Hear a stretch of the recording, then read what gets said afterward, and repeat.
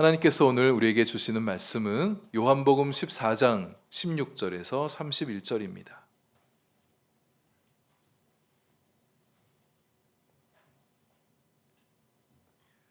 요한복음 14장 16절부터 31절까지의 말씀, 조금 본문이 긴데요.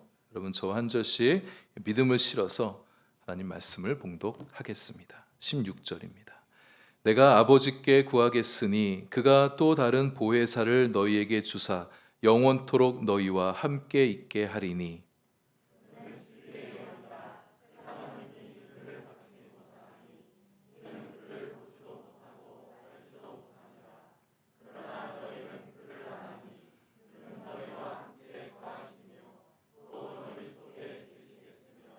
내가 너희를 고아와 같이 버려두지 아니하고 너희에게로 오리라.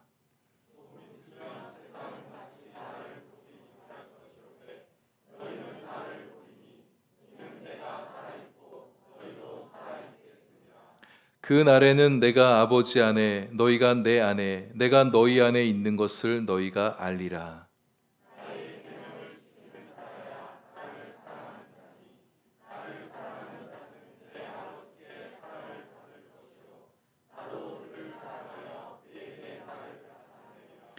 가룟 아닌 유다가 이르되 주여 어찌하여 자기를 우리에게는 나타내시고 세상에는 아니하려 하시나이까.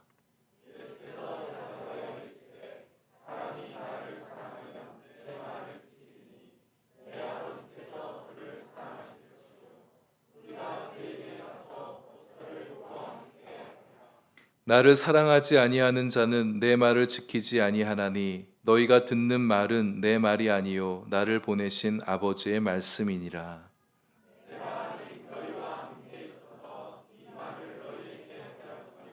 보혜사 곧 아버지께서 내 이름으로 보내실 성령 그가 너희에게 모든 것을 가르치고 내가 너희에게 말한 모든 것을 생각나게 하리라.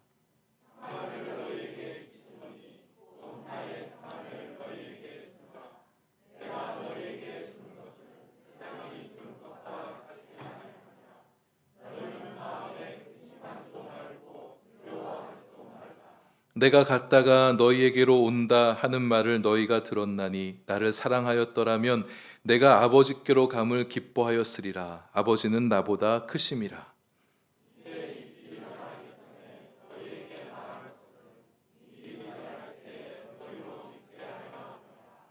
이후에는 내가 너희와 말을 많이 하지 아니하리니 이 세상의 임금이 오겠음이라. 그러나 그는 내게 관계할 것이 없으니 오직 내가 아버지를 사랑하는 것과 아버지께서 명하신 대로 행하는 것을 세상이 알게 하려 함이로라. 일어나라 여기를 떠나자 하시니라. 아멘. 기도하겠습니다. 하나님 아버지, 이 시간 주님 사랑과 생명의 말씀을 듣습니다. 주님 말씀으로 우리 심령의 위로와 새 소망을 얻게 하여 주시고 말씀 듣고 순종하여 주님 기뻐하시는 삶을 살아가는 저희들 되게 해 주옵소서. 예수님 이름으로 기도합니다. 아멘. 성도님들 덕분에 저는 지난 한 주간 휴가를 잘 다녀왔습니다. 바쁘게 달려온 목회의 길 잠시 쉬면서 며칠간 저 자신 재충전하는 시간도 참 좋았었지만 모처럼 오랜 시간 우리 가족과 함께 시간을 보낼 수 있어서 참 좋았습니다. 저희 집 딸아이가 사람을 참 좋아하는데요. 어디 새로운 곳에 가서 새로운 곳을 방문하고 뭐 맛있는 것을 먹고 이전에 해보지 않았던 새로운 일을 하는 것도 좋아하지만 이 아빠가 모처럼 자기랑 같이 오랜 시간 있어주는 게 좋았던 모양입니다. 휴가 중이면 저는 금요일이 되어질 때 이제 휴가 중이어도 이제 사역 모드로 좀 전환이 필요해서 가끔 이제 휴가 때마다 목양실에 나와서 이런저런 사역 준비를 하곤 했었는데 이번 금요일에는 교회 가지 않겠다고 그랬더니 특별히 해주는 일이 없는데도 그냥 좋아하는 그 아이의 모습을 보게 됐었습니다. 사람마다 사랑을 느끼는 언어가 다르죠. 그래서 일반화시킬 수는 없겠지만 사랑하는 사람에게 줄 수 있는 최고의 선물이 같이 있어주는 것이 아닐까 이런 생각을 해보게 됩니다. 적어도 함께 있어주는 것이 좋은 선물은 되겠다 이런 생각을 하게 되어집니다. 근데 뭐 다투기라도 하게 되어지면 늘 함께 있는 것이 사실은 좋지 않을 수도 있겠죠. 이번 휴가를 떠나면서 저희 딸아이에게 네가 한번 떠나는 차에서 기도 한번 해봐라 그랬더니 기도 말미에 휴가 끝날 때까지 우리 가족 싸우지 않게 해주세요 이렇게 기도하더라고요. 우리 가족이 뭐 싸워서 그런 게 아니라 기도를 그렇게 한 겁니다. 여러분 이제 휴가 때 싸우면은 휴가 망치게 되어지죠.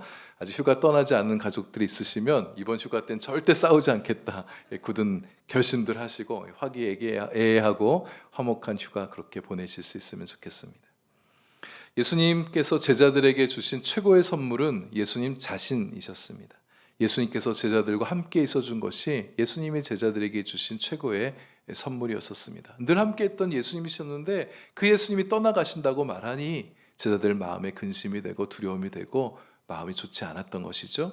그런 제자들을 위해서 예수님께서 아버지께 간구하시겠다 이런 말씀을 합니다. 내가 아버지께 간구하겠으니 뭘 간구하셨습니까? 또 다른 보혜사를 너희에게 보내달라 기도하겠다 그렇게 말씀하셨습니다. 그래서 그분이 영원토록 너희와 함께 있게 하겠다 그렇게 말씀하셨죠. 놀랍습니다. 보혜사이신 예수님께서 이제 떠나가고 나면 제자들 외로워하고 두려워할 텐데 그런 제자들을 위해서 또 다른 보혜사가 오셔서 예수님께서 그렇게 하셨던 것처럼 그들과 함께 있게 해주시겠다 그렇게 말씀하신 것이죠. 또 다른 보혜사는 성령 하나님을 가리킵니다. 이 성령님은 예수님과 다르지 않습니다. 성령님은 예수 그리스도의 영이십니다. 성부, 성자, 성령 삼위일체 하나님의 제3위격의 하나님이시죠. 성령님은 영으로 존재하는 예수님이시기에 예수님께서 18절처럼 그렇게 말씀하실 수 있었습니다. 18절 말씀 보실까요? 내가 너희를 고아와 같이 버려두지 아니하고 너희에게로 오겠다. 예수님 십자가에 죽으시고 부활하시고 승천하셨잖아요. 그리고 몇 날이 못 돼요. 열흘 만에 오순절날 제자들에게 성령으로 다시 나타나셨습니다. 19절 말씀 조금 있으면 세상은 나를 다시 보지 못할 것이로되 너희는 나를 보리니 이 말씀도 예수님께서 성령으로 제자들에게 다시 나타나실 것을 약속해 주신 말씀입니다. 20절 성령께서 오시는 날에 예수님께서 아버지 하나님 안에 계시며 성령께서 오실 때 제자들이 뭔가를 깨닫게 되어집니다. 20절이 그것을 말씀해 주는데 뭘 깨닫느냐?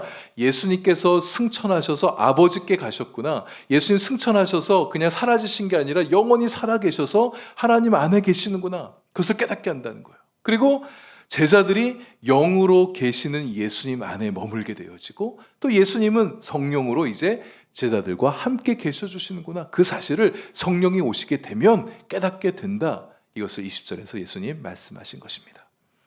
또 다른 보혜사라 칭해지는 성령 하나님이 어떤 분이신지 오늘 예수님께서 몇 가지 말씀을 들려주십니다. 참 중요합니다.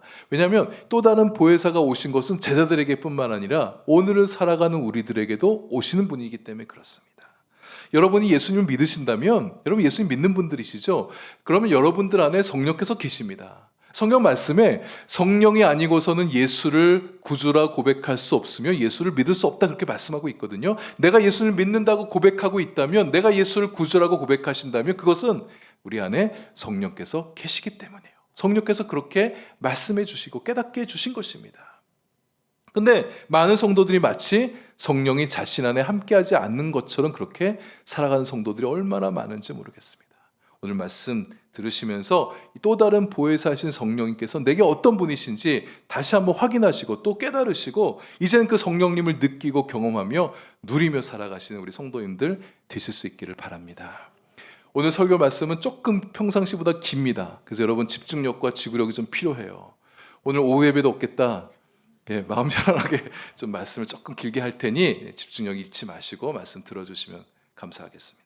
세 가지를 얘기합니다. 첫째는 성령께서 보혜사이시다.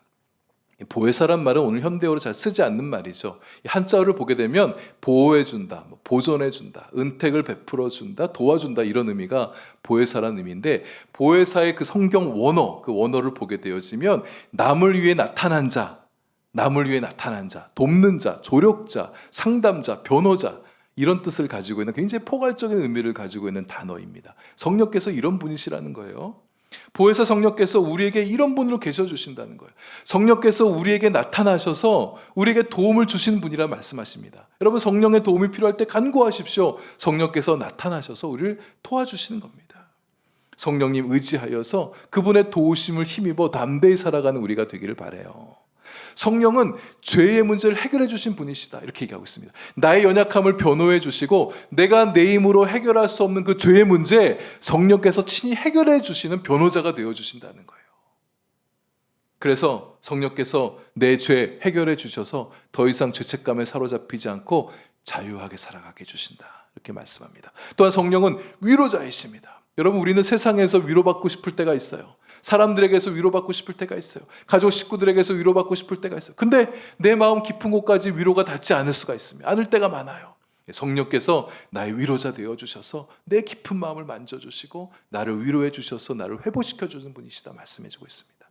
성령은 상담자이십니다. 우리 여러분 인생을 살다 보면 상담받고 싶을 때가 있죠. 성령께서 우리의 최고의 카운슬러가 되어주신다고 약속해 주시는 거예요. 주님을 만나십시오. 성령을 찾으세요. 성령께서 우리에게 좋은 상담자가 되어주십니다. 두 번째, 성령님은 진리의 영이라 말씀하고 있습니다. 17절, 그는 진리의 영이라. 세상의 수많은 학문과 이론과 과학과 철학과 이념이 기독교를 공격해 왔습니다. 지금도 기독교를 여러 가지 모양으로 공격하고 있죠. 그럼에도 불구하고 기독교가 무너지지 않는 이유는 진리의 영께서 우리를 지키시고 보호해 주시고 이끌어 주시기 때문이에요. 성령님은 진리의 영이기 때문에 우리를 진리로 가르치십니다. 진리가 진짜 힘이에요. 여러분, 이 세상이 워낙 뒤숭숭하고 너무 악하다 보니까 가짜 뉴스가 판치게 되어지고 가짜가 진짜인 양 흉내내게 되어지고 이 거짓이 진실을 압도할 때가 있습니다. 그러나 우리는 진리를 붙드는, 왜냐하면 진리가 승리한다는 것은 사실이기 때문에, 거짓은 오래가지 못하기 때문에 우리는 진리를 붙들어야 됩니다. 진리 편에 서야 되는 거예요. 진리에게서 배우는 자들이 되어야 됩니다. 진리이신 성령께서 우리가 알아야 될 모든 것을 가르쳐 주신다 말씀하고 있어요. 성령은 하나님의 깊은 것까지도 통달하신 분이십니다. 우리는 성령을 통해서, 진리 영을 통해서 우리가 알아야 될 것들을 배울 수 있어요. 하나님의 뜻을 알고 내 인생을 향한 하나님의 뜻을 알게 되어지고 우리가 알아야 될 영적인 진리, 신앙적인 진리를 배우게 하십니다. 우리는 아직도 배워야 될 것들이 많이 있습니다.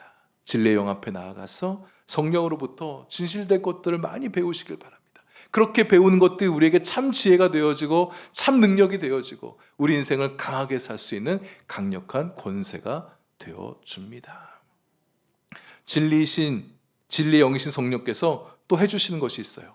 26절 하반절에 내가 너희에게 말한 모든 것을 생각나게 하시리라. 그러니까 예수님께서 제자들에게 들려주셨던 그 말씀들을 성령께서 생각나게 해주신다는 거예요. 예수님께서 공생의 3년을 보내시면서 제자들에게 얼마나 좋은 말씀을 많이 들려주셨겠습니까?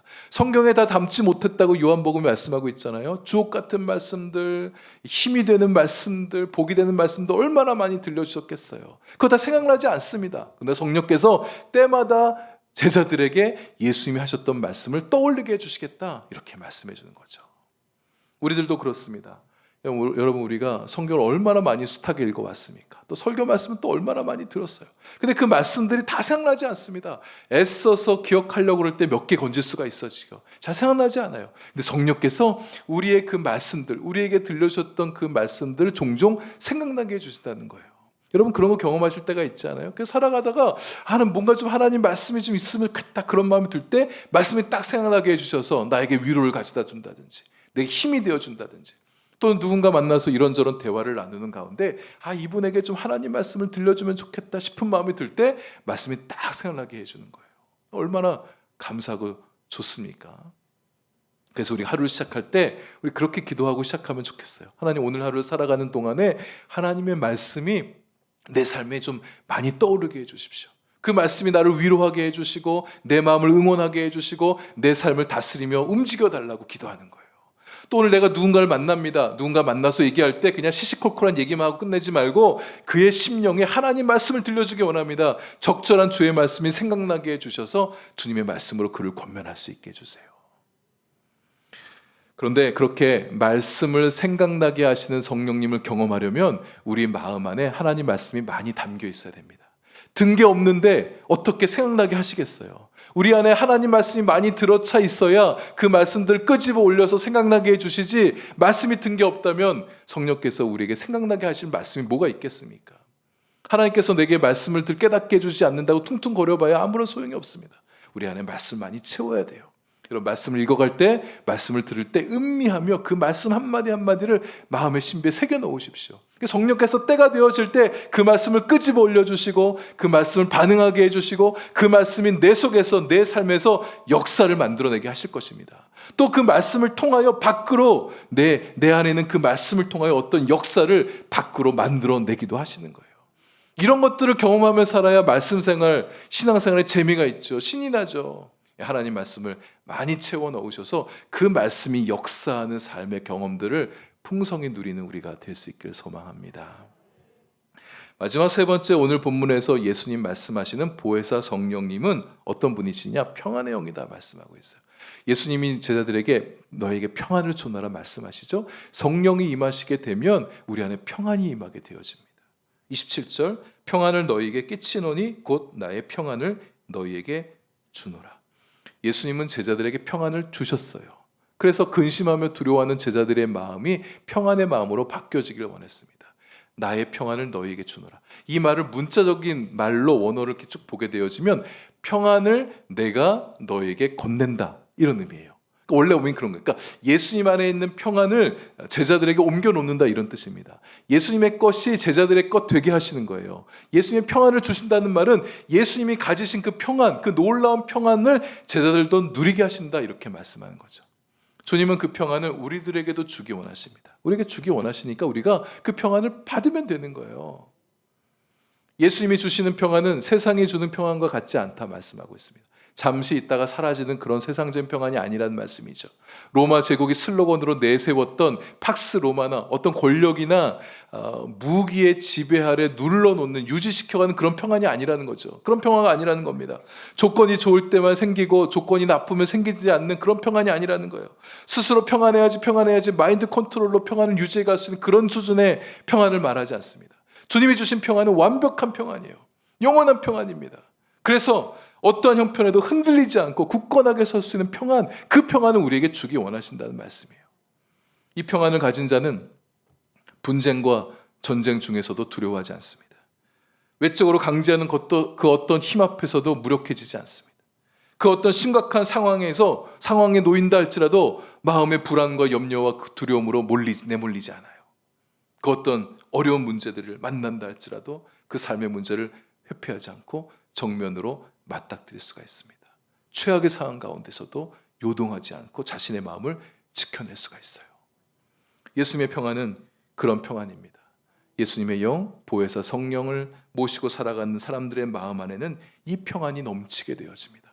여러분, 내 안에 평안의 영께서 함께하고 계시니, 주님의 그 평안으로 나를 지켜주고 계시니 그 평안을 의지하여서 세상 두려워하지 마시고 담대하게 그렇게 맞닥뜨리며 살아가는 우리의 삶이 될 수 있기를 소망합니다. 여러분, 성령께서 우리 안에 계셔요. 제발 이 사실 잊지 않으시길 바랍니다. 우리 세상 사람들처럼 살아가서는 안 됩니다. 우리와 세상 사람들은 근본적으로 다른 사람들이에요. 뭐가 다르냐? 근본적으로 다른 이유가 뭐냐? 우리에게 성령이 계시지만 세상 사람들에게 성령이 없습니다. 여러분, 성령이 어떤 분이에요? 예수의 영이란 말입니다. 하나님의 영이 우리와 함께 하시다는 말씀이에요. 세상은 성령을 받지 못했어요. 그럼 우리는 성령을 받은 사람들입니다. 세상은 성령을 본 적이 없어요. 그러나 우리는 성령을 영의 눈을 열어 보는 사람들입니다. 세상은 성령을 알지 못해요. 그러나 우리는 성령을 알죠. 성령께서 보혜사이시며 성령이 진리의 영이시며 평안의 영이라는 사실 우리는 아는 사람들입니다. 여러분, 이 사실을 결코 잊지 마시고 보혜사 성령께서 나와 함께 하시니 그분과 함께 살아가는 우리 인생이 되길 바랍니다. 진리의 영이 우리와 함께 하시니 예수님의 그 위대한 말씀 안에서 우리를 살아가게 하시니 그 말씀 안에서 담대하게 살아가는 우리가 되기를 소망합니다. 평안의 영께서 우리를 지켜주고 계시니 여러분, 세상사 흔들리지 마시고 요동하지 마시고 마음 굳건하게 하여서 담대하게 살아가는 우리의 인생들 되실 수 있게 소망합니다. 예수님께서 제자들을 떠나시는 거 제자들에겐 사실 복된 일이잖아요. 앞에서 예수님 말씀하셨습니다. 예수님이 왜 떠나가시느냐? 제자들에게 하늘 거처를 마련하기 위해서 떠나신다 말씀하셨어요. 오늘 또 본문이 말씀하잖아요. 내가 떠나가면 보혜사 성령이 오실 것이다. 보혜사 성령이 오시게 되면 앞에서 말한 것처럼 예수님께서 하셨던 일들을 그 성령과 함께 너희도 행하게 될 것이다. 더 큰 일도 하게 될 것이다. 이렇게 말씀하셨단 말이에요. 그럼 제자들은 예수님께서 그들을 떠나가시는 그 이유와 의미를 온전히 깨닫지 못합니다. 그래서 근심하고 두려워하고 있을 뿐이에요. 그러나 그들이 정말 예수님을 사랑하고 있었다면, 그들이 예수님을 사랑하고 있었더라면 예수님께서 아버지께로 가는 것을 오히려 기뻐했을 것이다. 예수님 이렇게 말씀하고 있습니다. 이게 무슨 말씀일까요? 28절 말씀 한번 보십시다. 너희가 나를 사랑하였더라면 내가 아버지께로 감을 기뻐하였으리라. 아버지는 나보다 크심이라. 무슨 말이냐? 제자들이 예수님 안 사랑했습니까? 아니죠. 사랑했죠. 사랑했습니다. 그러나 그들의 사랑은 좀 미숙한 사랑이었습니다. 그들은 예수님을 온전히 그분의 인격으로 사랑하기보다는 자기 자신들을 위해서 예수님을 사랑했던 사람들이에요. 이게 미숙함이죠. 그러니 예수님 떠나는 것이 서운하고 슬프고 근심이 되고 두려운 마음마저 드는 거였습니다. 예수님을 진정으로 사랑했다면 예수님이 하신 말씀이 다 이해되지는 않아도 그분의 말씀을 받아들일 수 있었을 거예요. 그들이 예수님을 진정으로 사랑했다면 예수님이 하나님께로 가는 것이 정말 예수님께 좋은 일이구나라는 것을 깨달았을 것입니다. 왜냐하면 예수님에게는 하나님이 너무너무 소중한 분이시거든요. 예수님에게는 아버지 하나님보다 더 귀한 분이 없으시거든요. 예수님이 아버지께로 간다는 것은 이제 인자이신 예수님께서 다시 옛 영광, 하나님과 동등됨을 누리셨던 그 영광으로 다시 들어가는 것이기 때문에 예수님에게는 너무나 좋은 일임에 분명합니다. 예수님을 진정으로 사랑했다면 예수님께서 아버지께로 가는 게 제자들에게는 기쁨이 되어줄 수 있었다는 거예요. 아버지가 나보다 크시다는 말씀하셨는데 여러분 이 말씀을 자칫 오해해서는 안 됩니다. 예수님이 성부 하나님보다는 작은 분이시구나 이렇게 생각하시면 안 됩니다. 인자의 몸을 입으신 예수님, 사람의 몸을 입고 사람으로 사시는 예수님, 아들로서 하셨던 그런 말씀인 거예요. 지금은 인자로 계시니까 하나님보다 작지만 부활하시고 승천하신 후에는 하나님과 같은 영광으로, 하나님과 동등된 영광으로 되돌아가시게 되는 겁니다. 예수님께서 아버지께로부터 나온 아들이기 때문에 예수님이 아버지보다 작아 서열상 두 번째야 이렇게 생각해서는 안 된다는 거예요. 성령 하나님도 마찬가지입니다. 성부 하나님, 성자 예수님, 성령 하나님이 삼위일체로 계신 하나님은 서로 간에 누가 더 높거나 낮은 분이 아니세요. 성부가 더 높고 성자가 낮고 이런 분이 아닙니다. 하나님이 성부가 더 크시고 성자 작고 성령은 더 작고 이런 관계가 아니라는 거예요. 하시는 일에 차이가 있을 뿐 삼위일체 하나님은 본질과 실체에 있어서 하나이신 분이십니다. 그리고 완전히 떠나가는 것이 아니었어요. 예수님 누차 말씀하시나요? 내가 간 다음에는 다시 돌아올 거다. 이 말씀을 몇 차례 반복하시는 이유는 제자들을 위로하시는 이유도 있지만 29절에서 밝히시는데 일이 일어나기 전에 이런 말씀을 하시는 이유는요. 일이 일어날 때 제자들 마음 안에 믿음을 가지게 하기 위해서인 거예요. 일이 일어나기 전에 미리 말씀하시고 그 미리 말씀하신 것이 이루어지는 것을 보면서 제자들의 마음 안에 믿음이 일어나게 하기 위해서 이렇게 하셨다는 거예요. 예수님 십자가에 달리시기 전에 십자가에 달려 죽을 것을 말씀하셨습니다. 부활하시기 전에 부활할 거라 말씀하셨어요. 그 일이 실제로 일어난 것을 보게 되어지면 예수님은 그분이 하신 말씀대로 이루시는 분이시구나 이런 것을 깨닫게 하시면서 예수님에 대한 믿음이 그들 안에 분명히 생기게 하기에 원하셨다는 것입니다. 그래서 이 십자가 사건도 결코 우발적인 사건이 아니라는 거예요. 세상 임금 곧 어둠의 영, 공중 원세 잡은 악한 영들에 의해서 무력하게 죽임당한 사건이 아니라는 말씀입니다. 예수님께 일어난 그 모든 일련의 일들은 하나님 아버지의 뜻을 이루는 일, 예수님께서 아버지의 뜻을 이루기 위해서 스스로 자발적으로 그 길에 들어섰던 일이라는 것을 제자들이 깨닫게 하기 위해서 미리 말씀하신 것입니다. 30절에서 말씀하죠. 이제 곧 이 세상 임금이 오겠으나 예수님께서 받으실 고난과 십자가가 임박했다는 것을 말씀하는 거죠. 그러나 예수님의 고난이 이 세상 임금, 곧 사탄의 뜻과는 무관하다, 관계가 없다는 것을 분명히 밝히시고 계세요. 예수님 십자가에 죽으시는 게 이게 사탄에게 당하는 일이 아니라는 거예요. 하나님의 뜻이며 예수님께서 스스로 인류의 구원을 위해서 그 길에 들어서신 것이다. 이렇게 말씀하고 있습니다. 예수님께서 십자가에 죽으시는 이유는 명백하죠. 오늘 본문 말씀의 결론이 되는 31절 보십시오. 오직 내가 아버지를 사랑하는 것과 아버지께서 명하신 대로 행하는 것을 세상이 알게 하려 함이로라. 예수님이 십자가 지신 이유는 하나님 사랑해서입니다. 하나님 사랑하니까 십자가 지셨어요. 하나님 사랑하니까 하나님의 뜻을 이루기 위해서 그분이 명하셨던 것을 순종하셨습니다. 여러분 사랑하면 순종합니다. 예수님 하나님 사랑하셨기 때문에 하나님 말씀에 기꺼이 순종하셨어요. 예수님 아버지를 많이 사랑하셨기 때문에 그분이 명하신 대로 순종하셨던 것입니다. 예수님께서 십자가를 통해 달리심을 통해서 세상에 알리게 원하셨던 거 이거예요. 내가 하나님을 사랑한다고. 사랑해서 일을 행한다고.